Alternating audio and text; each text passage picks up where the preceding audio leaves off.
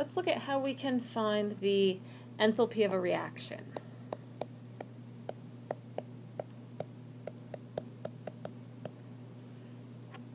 So before we start, let's keep in mind that for all elements that the enthalpy at 298 equals 0.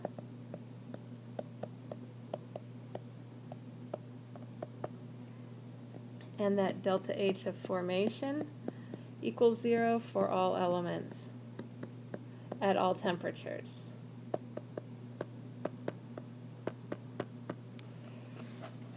So last time we were looking at how do we find the enthalpy of compound formation. Now we are interested in the enthalpy of a reaction. But let's revisit how we found the enthalpy of compound formation.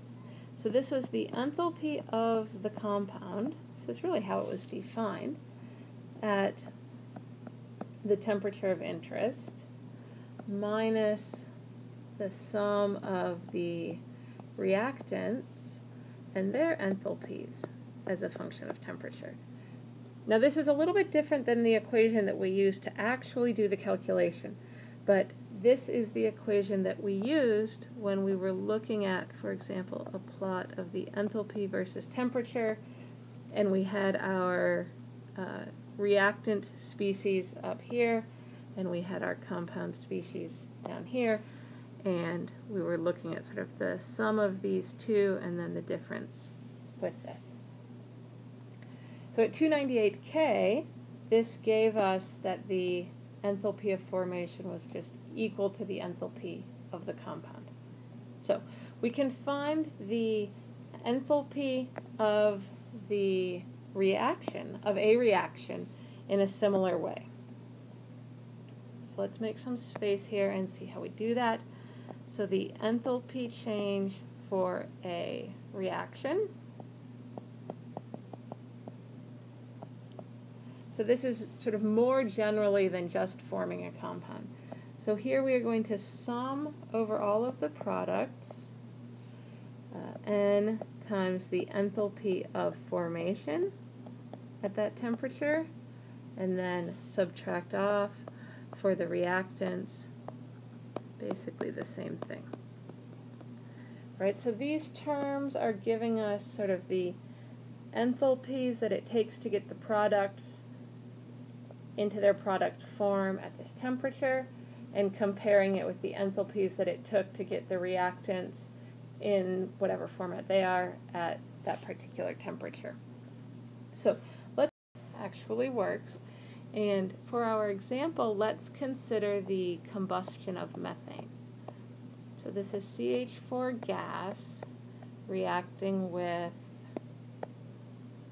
oxygen gas to form CO2 gas and water vapor. And I want to find delta H of this reaction. And we're going to do this first at 298 K because that's a little bit easier.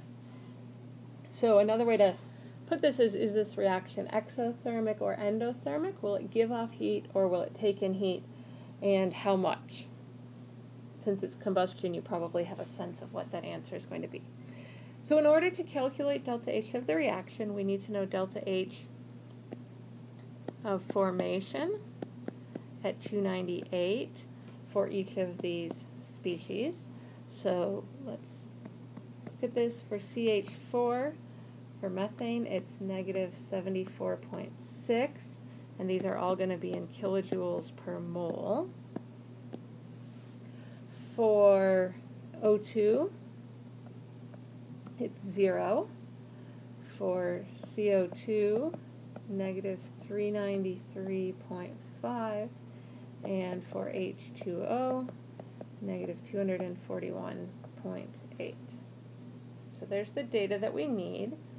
So we can use the use the equation rather, from before, and calculate delta H of this reaction is equal to, so we have the sum of the enthalpies of formation of the products So this is delta H of formation of CO2 plus 2 times delta H of formation of H2O minus the delta H of formation of the reactants.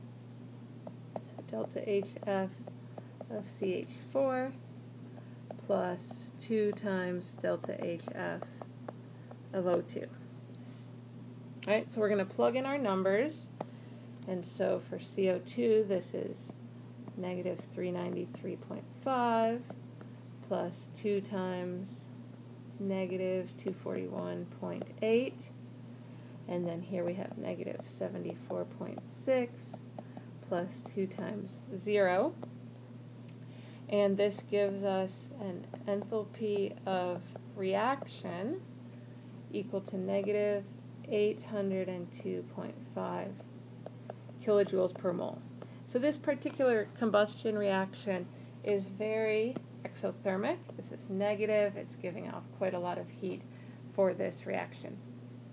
Now, we can at a different temperature, because that was only at 298 where we had all of the delta HF values. So let's consider now that we have the reaction of aluminum with chromium oxide to form aluminum oxide plus chromium. So if we want to find the delta H of this reaction, and let's say that we want to do this at 1200 K. Okay, so delta H of the reaction at 1200. This is going to be equal to the enthalpy of formation of alumina at 1200 plus the delta H of formation of chromium at 1200